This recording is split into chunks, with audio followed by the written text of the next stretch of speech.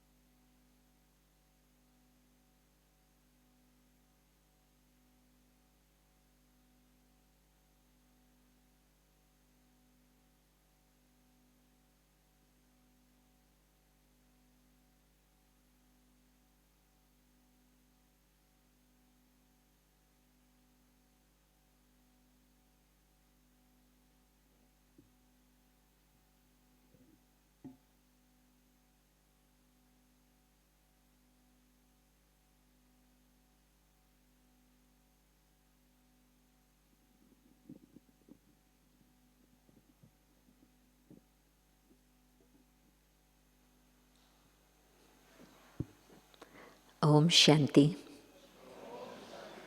Good morning.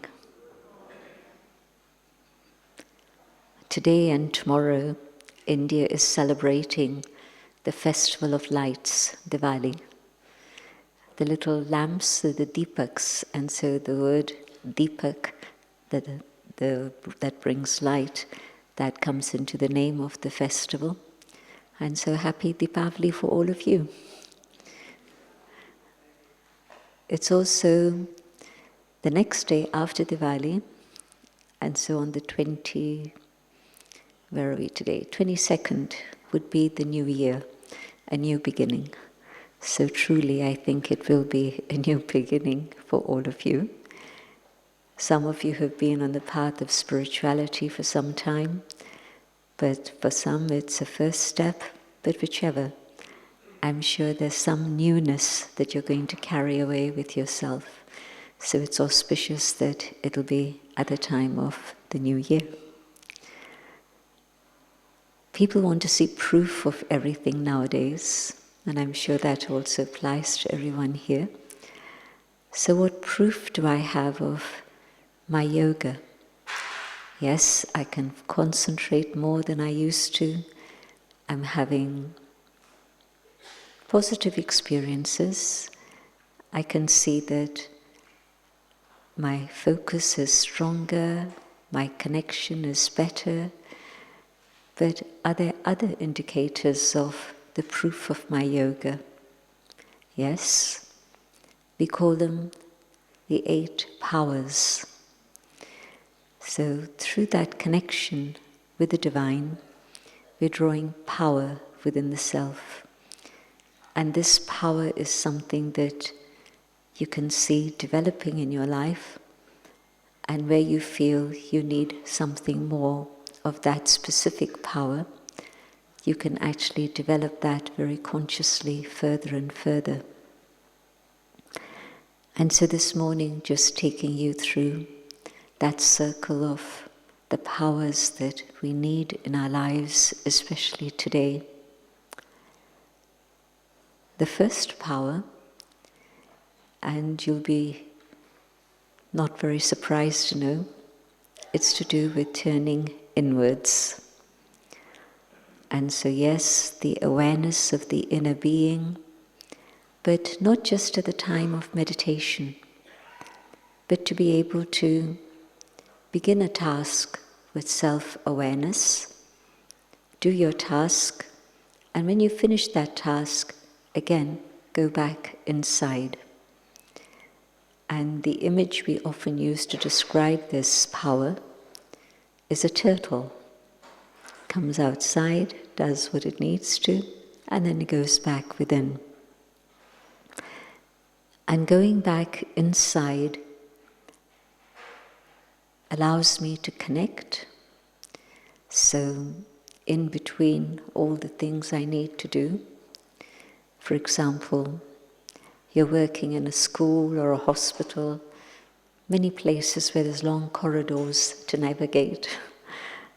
And so when you're moving from one room to another space, instead of taking out your mobile and checking to see what messages there are, maybe that can be a time in which you go inwards and just again connect with your own inner core values and emerge them within your awareness.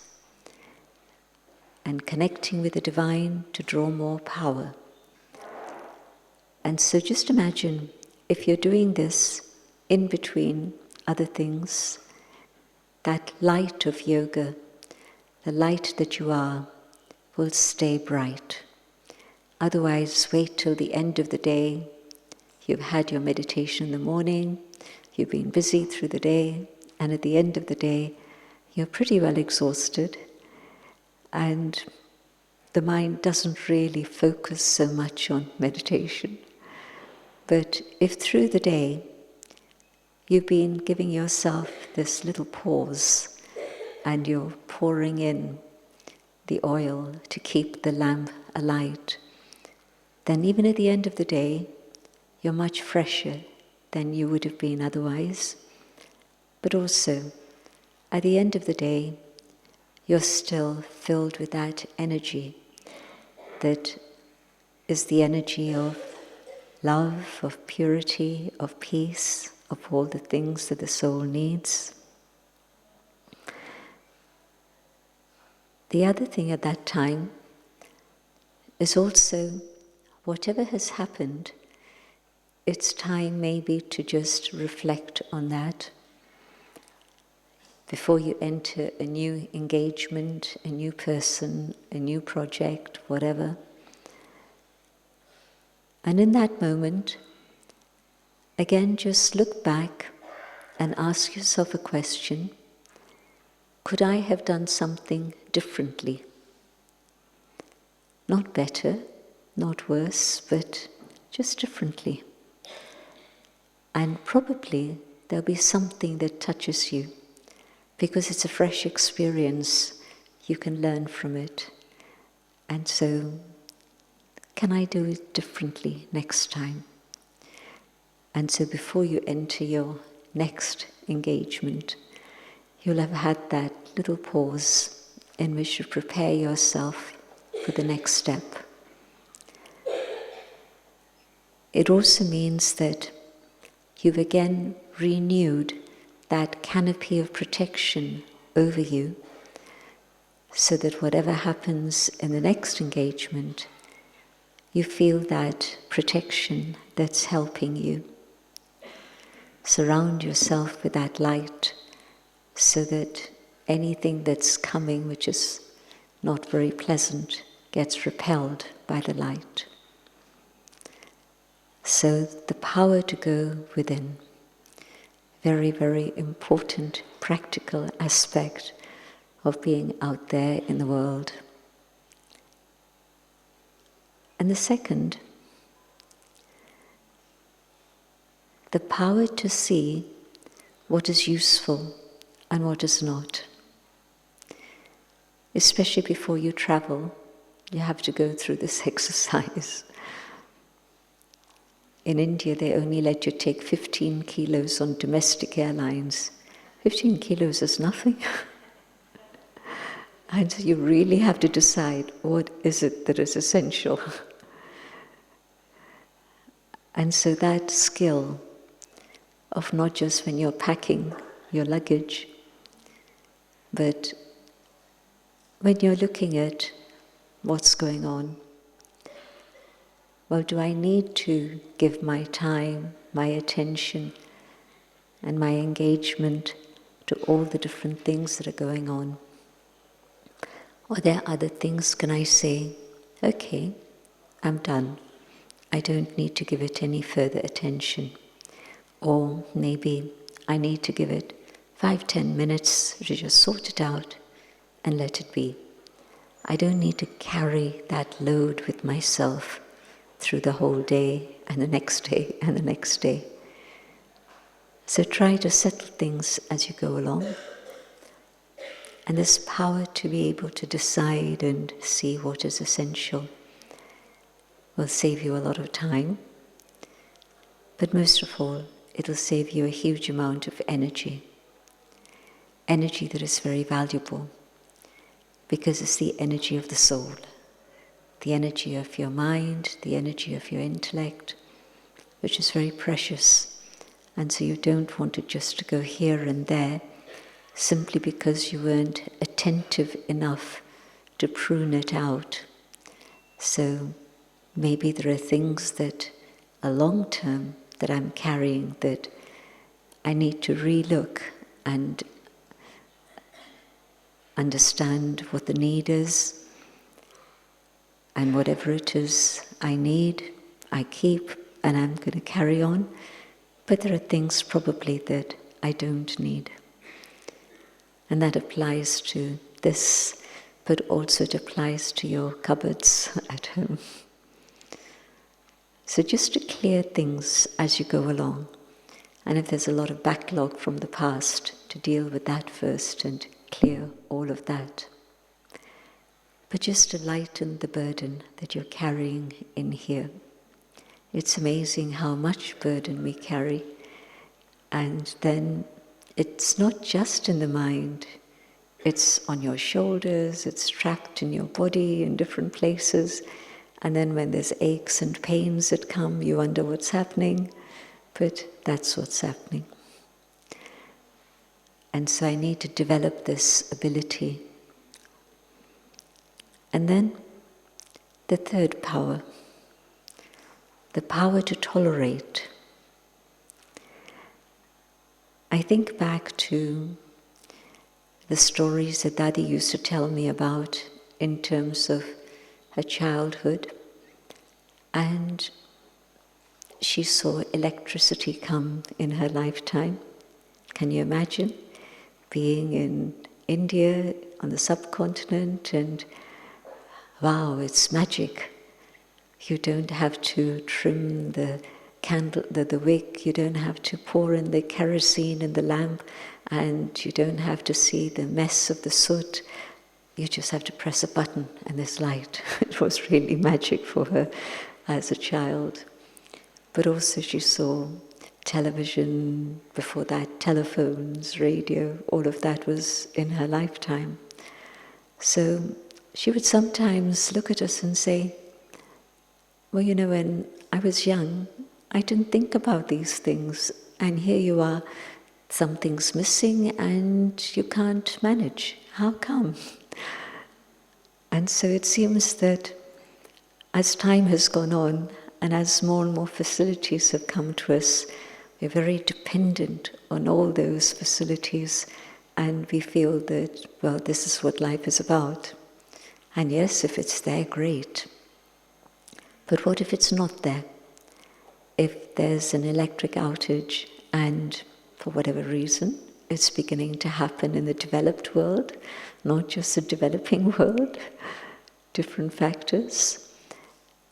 And so can I cope? Can I cope? Can I manage? But also, not just external things, people.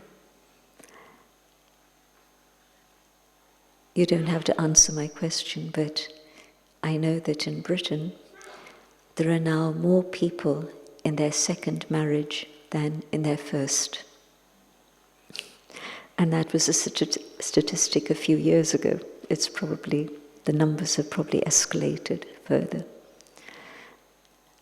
So what went wrong? How come? Probably before the war, the Second World War, divorce was relatively uncommon all over the world. And today, even in India, and I say even in India, because the promises made for a relationship for a lifetime is something that's instilled in young people, in families. But even here, there's many, I don't know the statistics, but I know that within my own circle, there are many people, and mostly not on the path of yoga, but they can't tolerate each other's little misdemeanors, little habits that create irritation. And so, okay, you go your way, I go mine. And usually it's little things, but the little things build up. And so this inability to be able to stretch myself and manage things, that seems to have been lost along our journey somewhere. And so to be able to take in that power so that I'm able to adjust, I'm able to be flexible, and I can accept the idea of the other rather than be stuck just with my own idea. All of that is something you can develop. It's not that, well, I've never been tolerant, so I'm not going to be. No, I haven't been tolerant, and so it's really been a factor for challenges in relationships. But today, with meditation, I can stretch myself and learn to accept not just the idea of another, the perspective of another, the habits of the other. Simply just acceptance, having a heart that's big enough to be able to take everything in. So, can I actually practice taking that power and allowing myself to develop in this way? And it's very interesting because on the other side is the power to actually face up to situations. So on one side, you have tolerance, and on the other side, the power to face up to situations. And on one level, they seem to be a contradiction. But there is a fine red line that you can draw to separate the one from the other. If it's a question of just personal choice and preference, I prefer pizza to spaghetti. Well, tonight it can be pizza, and tomorrow it can be spaghetti. It's okay. Or today is Mexican, and tomorrow is Indian. It's fine.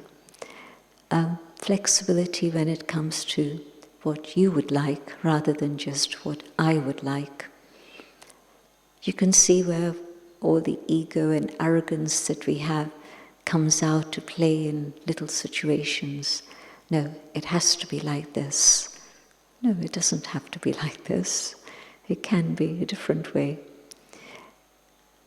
But on the other side, what is there that I have to be absolutely firm and stable about?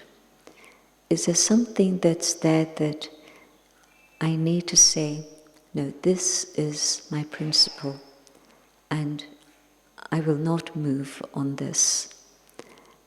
You can see that then you might have to face challenges, but where is it that it's just your choice? And where is it that it's a principle? When I can see the difference in terms of both of these, then I'll know where I need to stand up and say, this is what I will do, and not be budged from that. So there are things that I need to sort out in my own mind about where it is I need to be completely firm, and where it is I can flex. So both the aspects of the same power, but one, the big heart, and the other, the strong heart. Both the heart aspects, but if my heart has decided that this is what I will do, this is what I need for my own spiritual progress, then I won't shake on that. I'll be absolutely firm and stable. And that'll help me in huge number of situations that we face every day in our lives.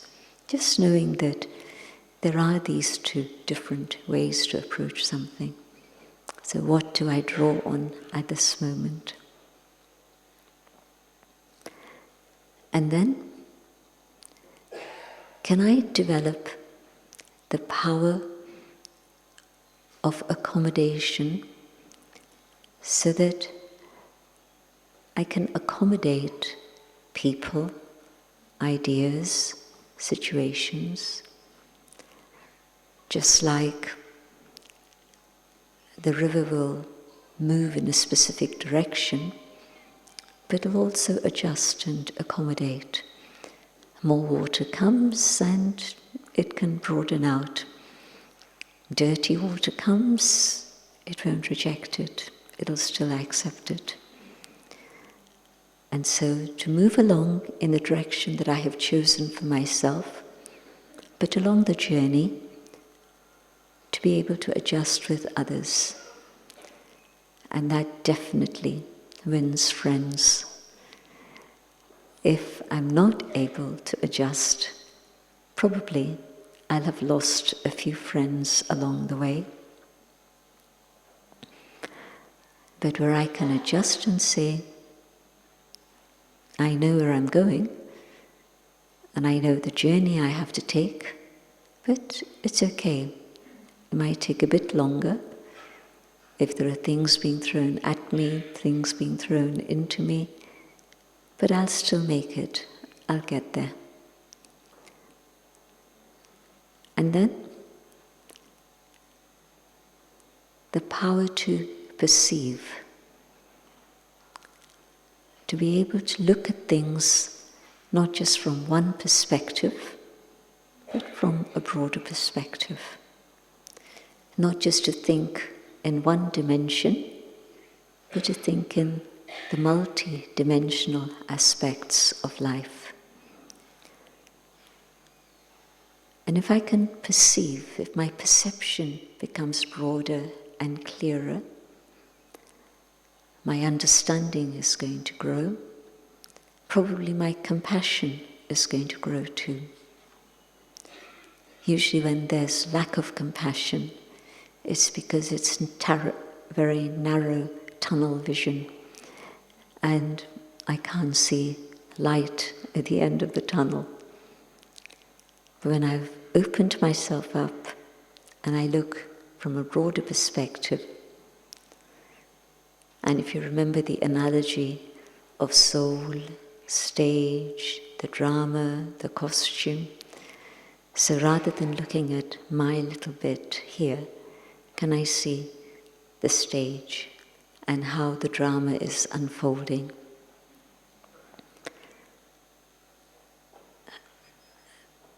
The clever jeweler is able to perceive the value of the diamond even without a magnifying glass or the microscopes that were needed today.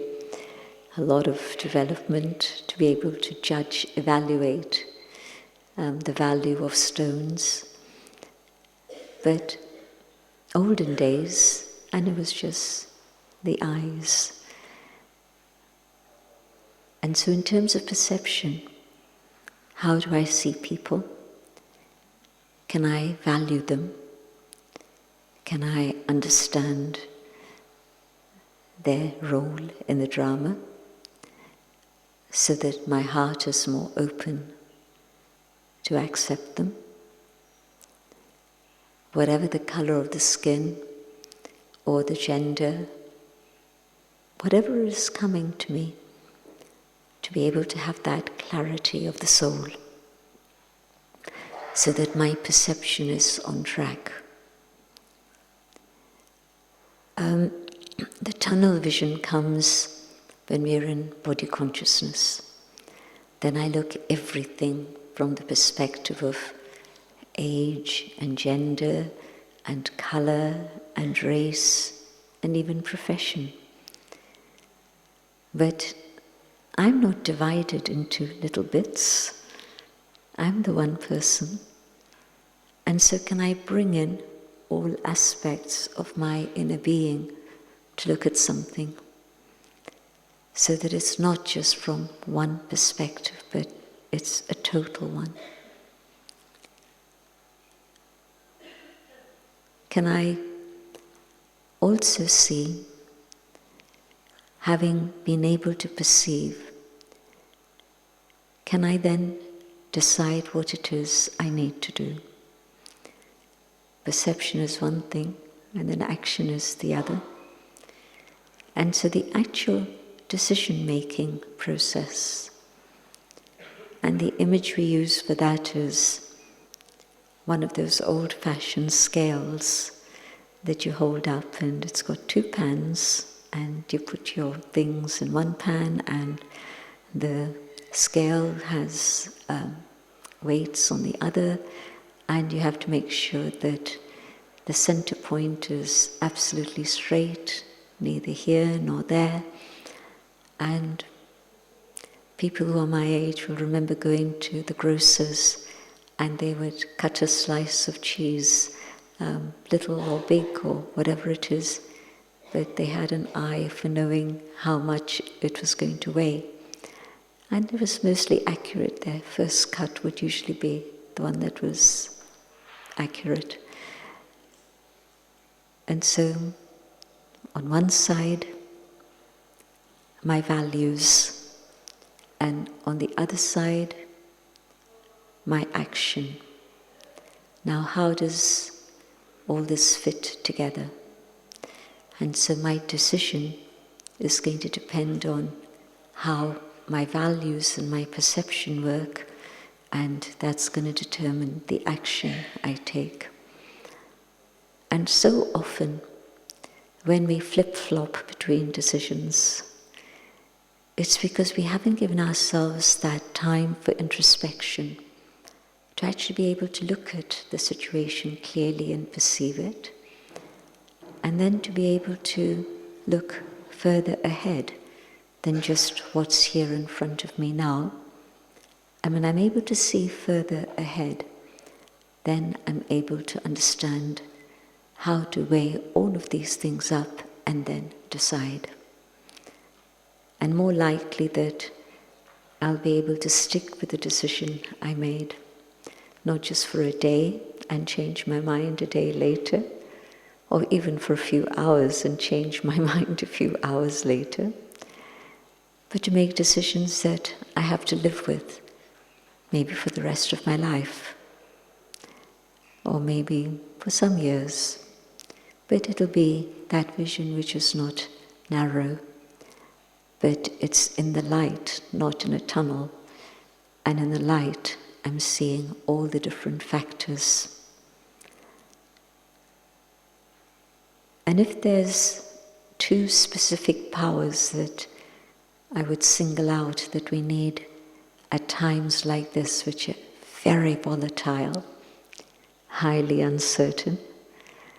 So one would be the first one that I mentioned, to turn inwards, the pause. Keep using that many times a day, and you'll find that your day is much sweeter, much smoother. And the other one is this ability to decide, decision-making capacity.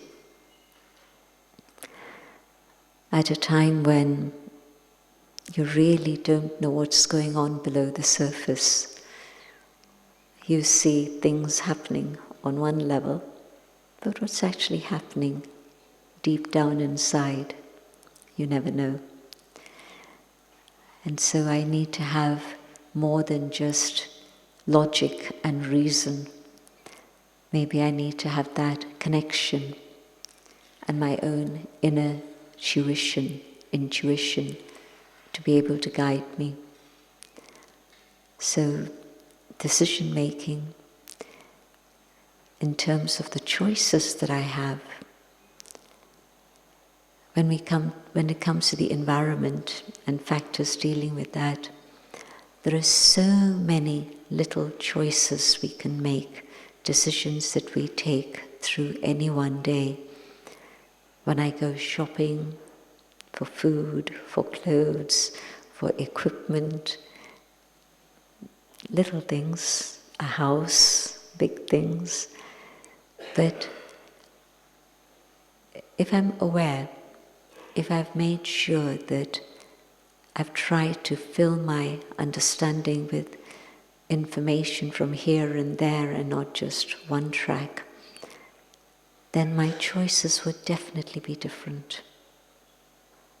And maybe that can be a big, big contribution towards moving things in the right direction for the environment. So, very important power.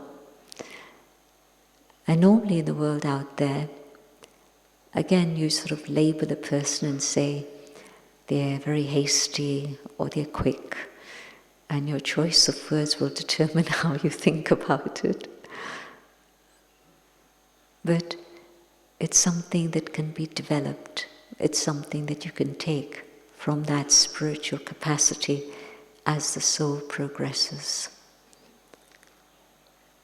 And then I've talked about the power to face in the contrast with tolerance.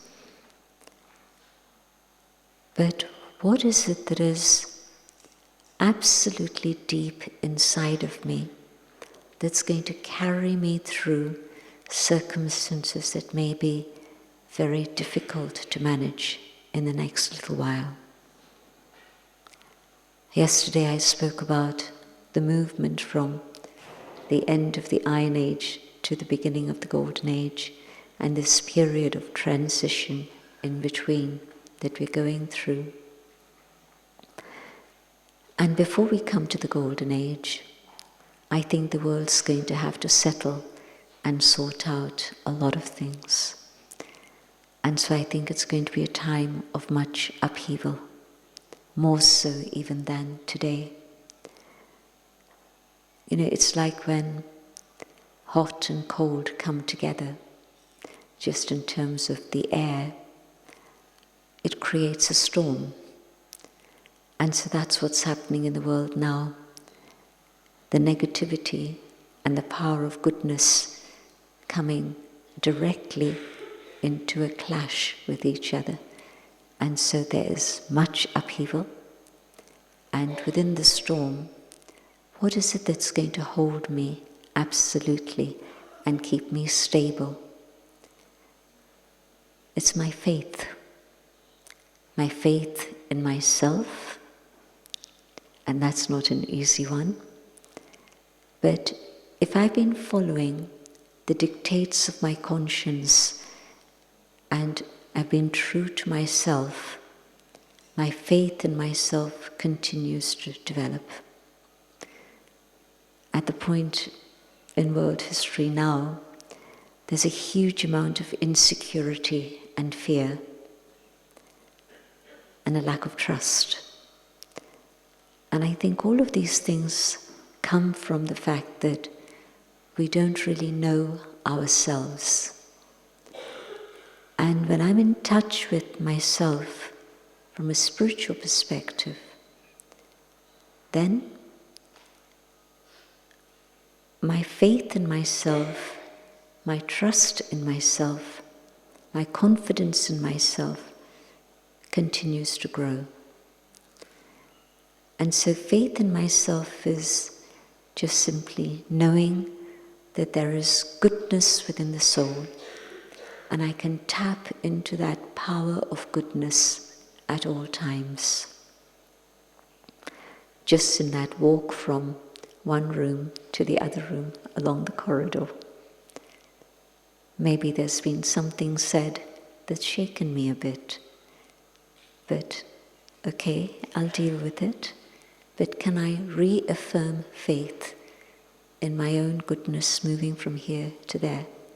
Otherwise, I'm entering that next room in a state of upheaval, and neither am I going to comprehend what the person is trying to tell me. New story, new person, but I'm carrying all that other stuff. And so I can't understand. I'm putting my own interpretation on whatever is being said, instead of truly understanding. And so faith in myself is a big story, because it depends totally on the coherence within myself. And if my conscience is saying one thing, and my feelings are saying something else, I need to spend time realigning myself so that both things come together. My core values, my conscience, and my feelings. I have to find a way to resolve that. And it's possible, it has to be, because my natural inner state is of harmony. It's not of conflict or upheaval. When I'm comfortable inside, then I can swim comfortably out there. But if I'm not comfortable inside, then I'm going to find it very difficult to manage myself. And so faith in myself, and for some the second one is a natural, but for others it might be gradual development, and that is faith in the divine. Maybe I've had a lot of faith, but maybe I haven't had a proper connection, a proper relationship, because I didn't know the very specific information that I have today. Can I make that connection with the divine stronger and clearer? It's a daily practice, and not just daily, but connecting many times a day. And I'll be able to see external results of the power of faith. So it develops. The faith that I had when I started as a yogi and the faith that I have today, there's a vast difference. And faith is something that's very much connected with the intellect, my power of reason, my power of understanding. It's not just based on my beliefs. If it is, my beliefs can change. Just imagine how many beliefs you held as a child and where you are today. So beliefs change as I understand, as I grow, as I study.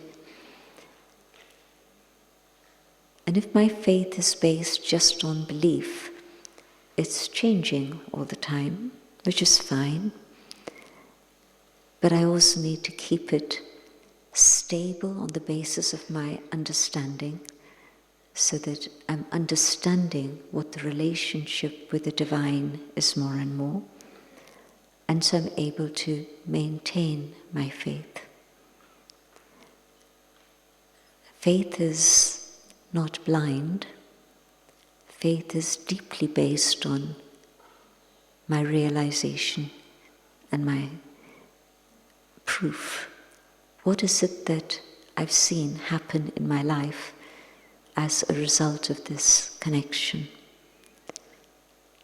And not just since you came here, but since the time you can remember, 3 years, 4 years, whatever.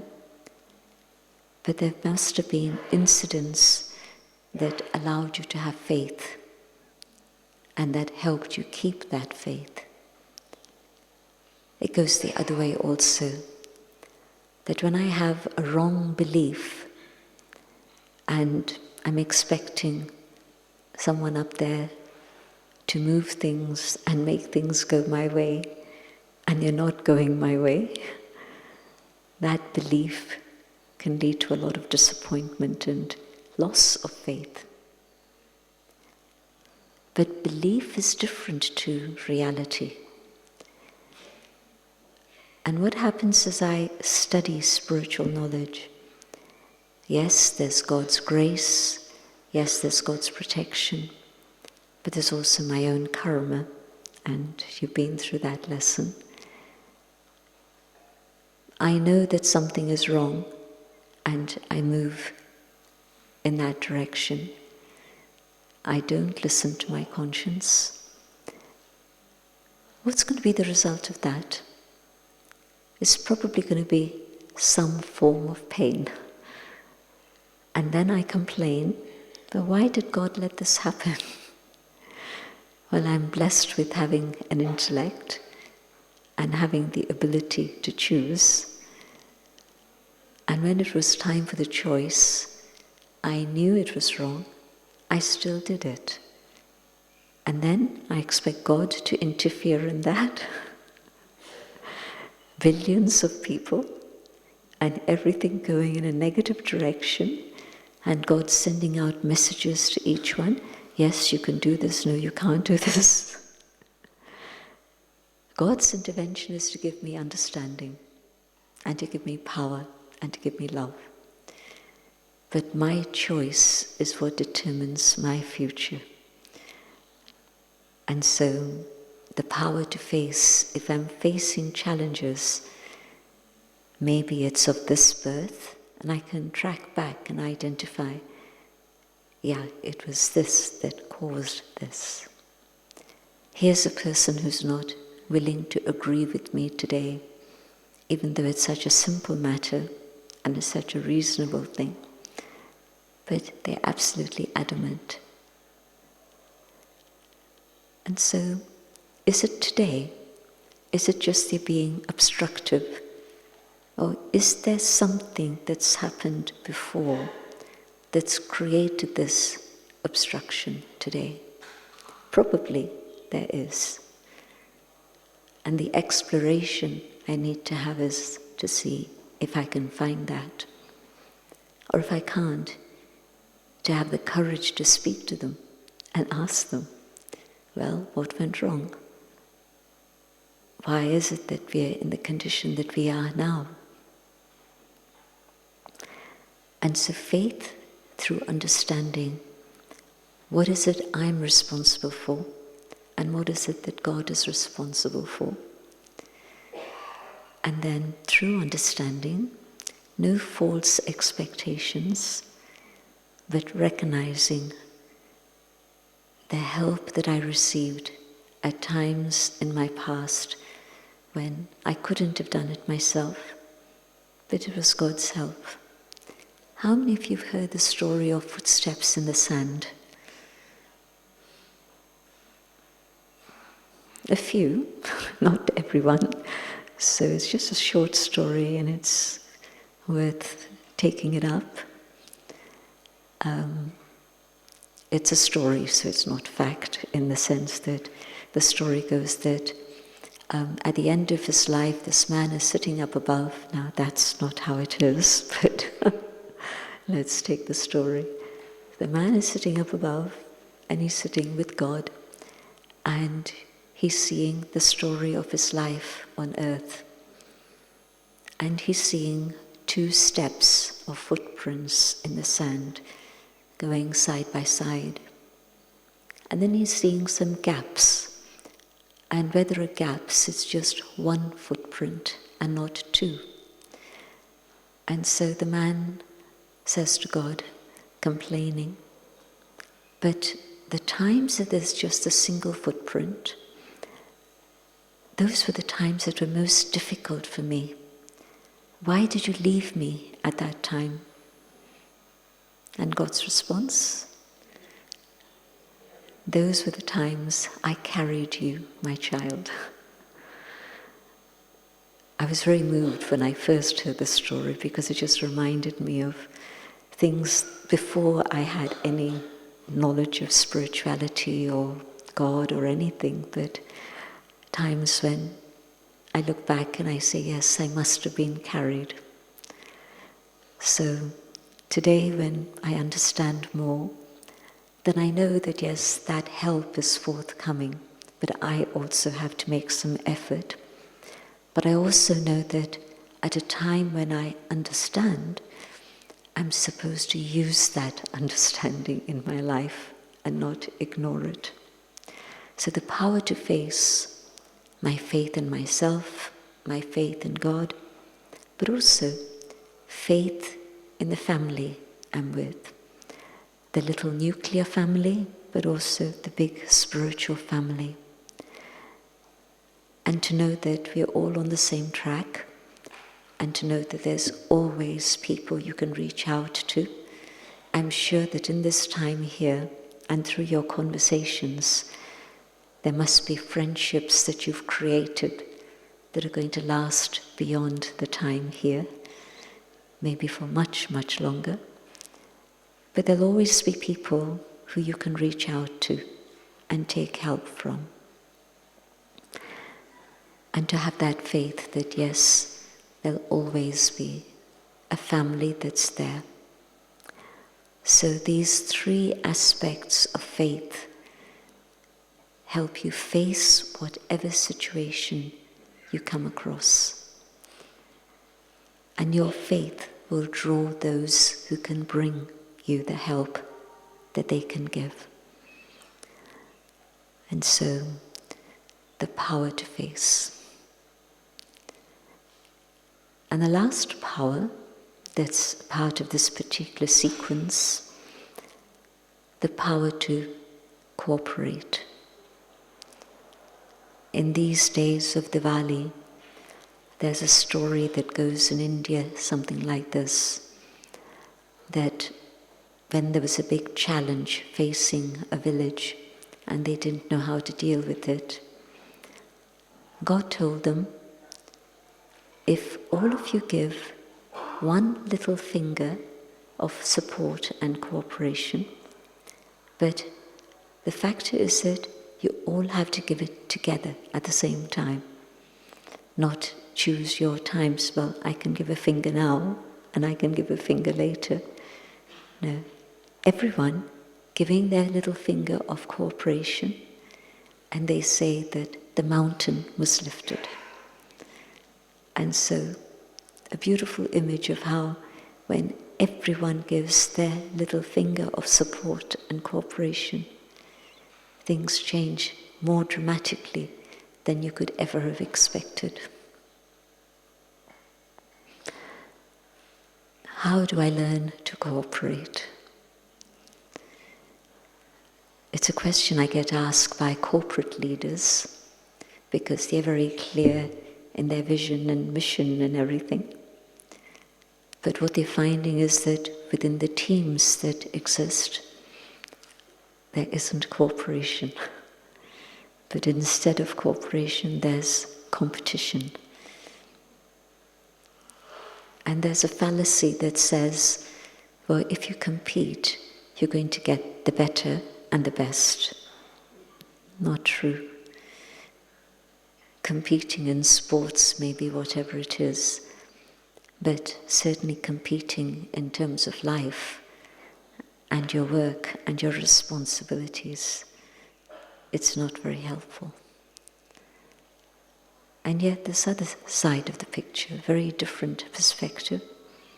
This other perspective is that if I give my support and help at the time it's needed, it's time for the mountain to be lifted and it'll happen. The energy of more than one combined together creates miracles. It's a concept that comes up in other traditions also. And so when there's a group of us, maybe even just 3, maybe 10, whatever, but different habits, past patterns of behavior, mean that everybody's pulling in their own direction. And the result, nothing's going to happen. Too many different ideas, all conflicting. And so, nothing happens. But if I can see your virtues, your specialities, and yours, and yours, and yours, then that's creating a bond that's very powerful. And then all of us start thinking in a similar track, not just of me and my ego and my idea, but what is of benefit for everyone concerned. What is the need of the hour? And so when we see specialities and we look at the purpose of our existence, well, why is it we actually came together? And thirdly, what are the core values by the group that's handling this particular project? And in that way, cooperation develops, but it moves from being just simple cooperation to collaboration, in which when we come together, we trust each other, we have that ability to connect, and what comes out of trust and cooperation is collaboration. Something that's new, something that's different. Otherwise it's 1 + 1 makes 2. But here, 1 + 1 makes 11. Different things coming together and sparking things.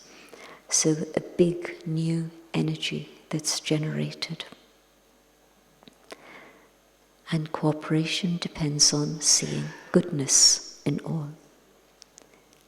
Whatever I know of the person individually and the story that they come from, can I set that to one side and just see them as my brother or my sister? And can we then cooperate together? And it'll flourish, and there'll be collaboration. And things will move very quickly in a very beautiful new way forward. The other thing that I want to draw to your attention before we close with a few minutes of silence together, these are aspects of spiritual power. But in fact, within the soul, the qualities of the soul, as I begin to first experience them, it's a very gentle, sweet feeling, connecting with my own inner treasures. But as I begin to use those qualities in my life, they actually become a power. I'll give you an example. There's the power of peace, and I can learn to make my mind quiet, connect with God, and draw God's peace within myself. And a little while later, I'll have seen that my ability to stay peaceful at times of stress has grown. And it'll keep growing. There'll never be an end to it. It'll just get stronger and deeper. It comes to the point where then there's peace, not just for you, for yourself, but the power of peace has come to the extent where it can influence circumstances and people and make things shift completely. So love is another power. You must have experienced in your life that you've tried to make something happen and it's just not happening. And then you connect with somebody and somehow they are in tune with you. They like that idea. But the combination of the two working in synergy means that the energy that's being generated through that love and respect for each other is love that's going to change things, it's going to move things. And so try using love as a power. A child hurts his knee falling down, and the mother says, "Come, I'll kiss it better." And it gets better. And within a couple of moments, he's running around again. So the power of love. It's a process of healing that gets triggered within the body. But also, it's the energy that I receive from God that gives me the power to be able to change myself. God doesn't just teach us, but God is also the mother and the father, but the mother who's able to give infinite love. And the power of God's love gives me the courage to say, yes, I will change. I will take the next step that I need to take. And the next step, and the next step after that also. So, experiment with all of these ideas. The power of love, the power of peace, the power of truth. In a world of darkness, truth is inconvenient for many people. But if I persevere, then that becomes a record in itself. That's evidence of all the things I've been able to accomplish with the power of yoga. The power of happiness. Here's a festival day, differences are set aside, and everybody celebrates with happiness. Normally those differences would have been so big that there's no way that there would be an acceptance or a possibility of further movement. But that the joy of happiness of a particular festival occasion, and people come together and new bonds are created, old bonds are transfixed. But yet try experimenting with using the power of the virtues that you carry within yourself. And you'll be able to see beautiful results as a result. So let's have a few minutes of meditation.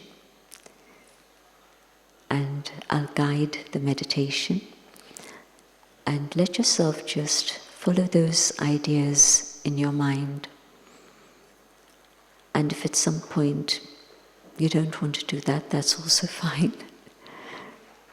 You can generate your own ideas, or just let the mind become very peaceful, not even with too many thoughts.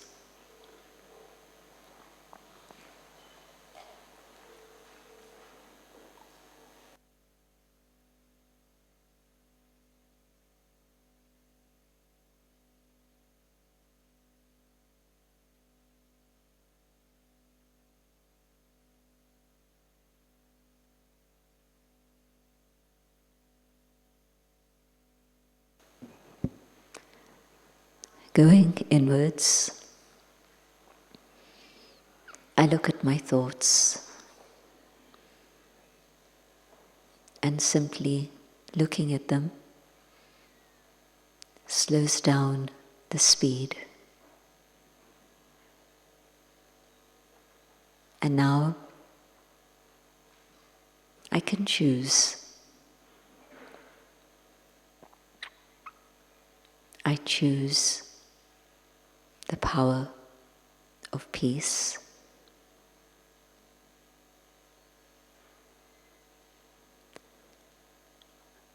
I hold peace in my mind,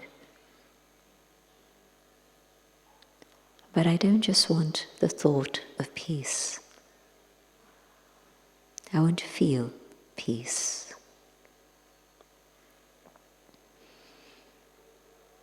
I go deeper and deeper into myself.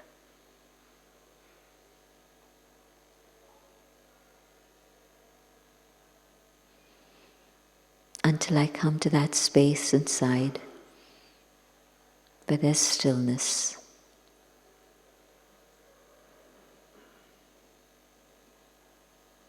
And in the stillness within,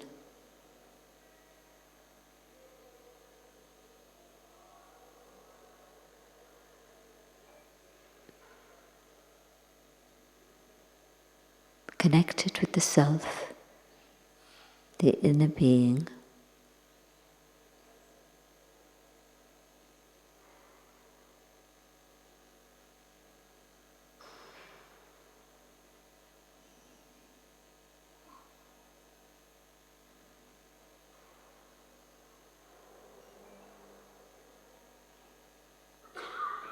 I come to that space of feeling the soul that I am.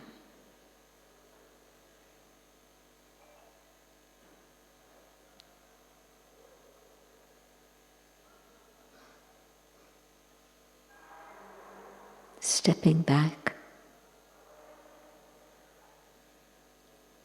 into this awareness and the presence of the divine.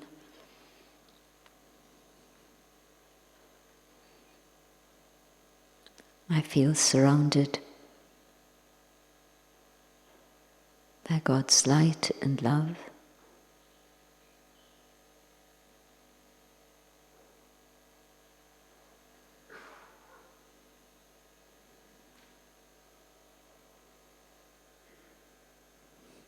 In my connection with the divine,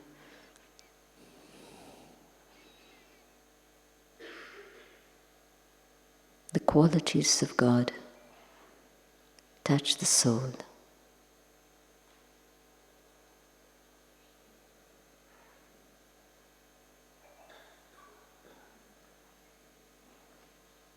Peace from the ocean surrounds me.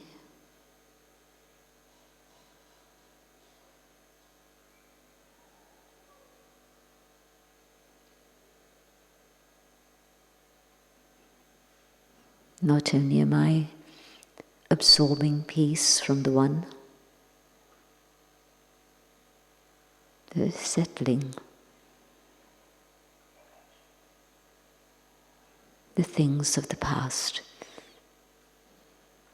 so they no longer have the power to disturb me.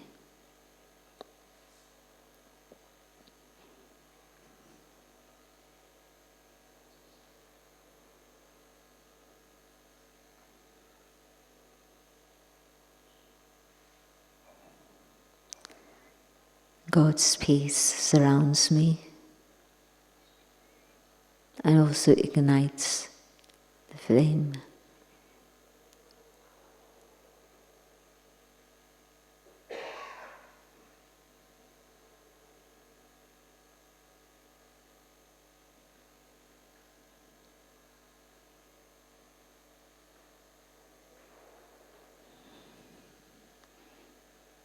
In this experience of absorbing peace and love,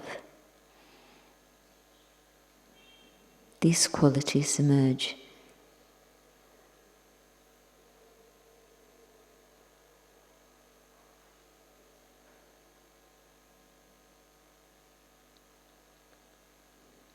Love and peace radiates out into the world.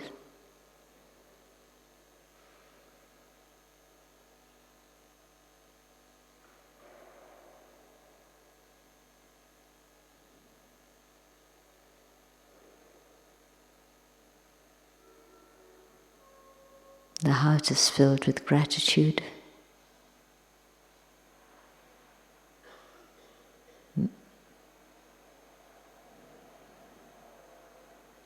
And my thoughts come back